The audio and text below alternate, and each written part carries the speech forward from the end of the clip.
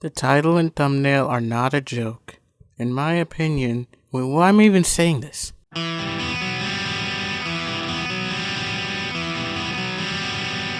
know it's like blasphemy to say it, and it sounds weird, because how can you like Velma? It's the worst show of all time. Velma. An anomaly. A show that seems to be despised by a very, very, very large amount of people. Except me, the only smart person here.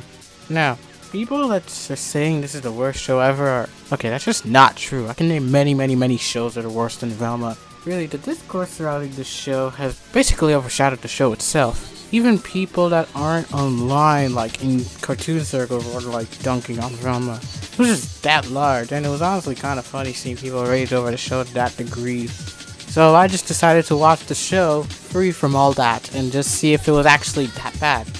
And it wasn't. I honestly found it decent, actually. Alright, let me explain myself. First off, the writing. This show's writing is basically its most divisive aspect. Well, I guess divisive would be the wrong word. Hated aspect. It's its most hated aspect. Let me just say a few things. Most of the writer speak that you hear, it's really in the first few episodes. Yeah, the show does have its fair share of criticism, meta-commentary about all sorts of stuff. And yeah, admittedly, the first episode is the most self-indulgent and isn't a great first impression. But the show does shed some of its bad habits as season 1 goes on, and by season 2, the show executes its humor a lot better. I can see this style of writing can get a bit grating, especially the incessant use of metaphors as jokes, but there's still a bunch of funny lines in here. And the actual mystery aspect of the show, it actually got decently compelling. I was interested in seeing all the twists and turns and where things went. If there's one thing at least some people give credit to, it's the visuals, which are actually pretty nice to look at. I like the color palette of the show a lot, the backgrounds are drawn well, and the use of highlights on characters is appreciated. Also, the character design in the show, I can't even lie, there's a lot of good design in the show. Now, the animation itself, yeah, it is very mind-blowing. It's just bog standard for TV animation. Now, you could argue that this being the standard of US TV animation is a bad thing, and me saying this only highlights the problem, but that's a comment for some other time, and I'm already getting too woke here. The hallucination sequences are really the show's best visual moments altogether. There are some interesting imagery used here. I honestly didn't expect them to impress me as much as they did. Back to writing, people are always saying Velma's always portrayed as being in the right, but that is not true. The show makes her the butt of the joke half the time. Norville, because people were saying, he's a beta male because of that one clip. But he does stand up for himself a bunch, contrary to what people think. And he's even the one that gives the biggest call out to Velma's episode of season 1. Honestly, he kind of became my favorite character. The writing isn't horrible.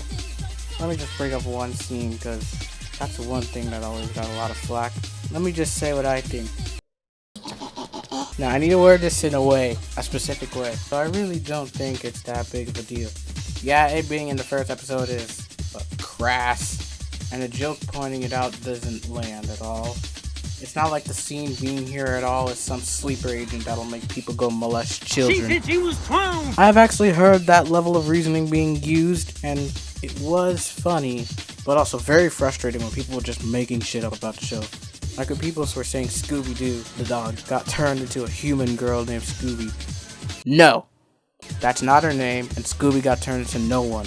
They weren't even allowed to use Scooby-Doo to begin with. That's half of why he's not here. Don't believe me? Here's a picture showing it. In this screenshot, which is just so blatantly fake.